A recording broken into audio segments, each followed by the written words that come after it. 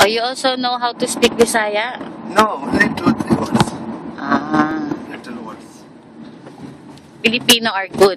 Yeah, Filipino, pogi, guwapo, malambing, mabango. You say bongga. Yes.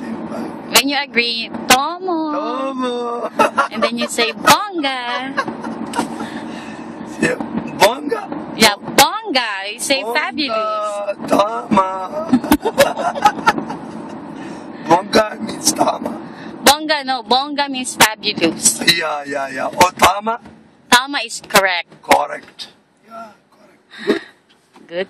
You know na, you can learn a lot of Tagalog words, ha? Konti-konti lang, no? Marami, madam. Konti-konti. No, marami. Hindi marami. No, marami. Me no Filipino.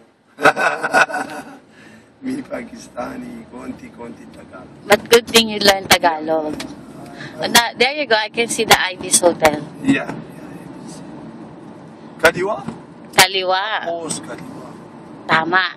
Tama. Tama. Kaliwa tayo dyan. Yeah. Bongga. Bongga, di ba? Bongga. Bongga. Tama. No, when you say bongga, it's fabulous. Yes. You say tama if it's correct. Tama. Tomo. You say it like that. Tomo. Tomo. There you go. I can see the Ibis Hotel. Which one?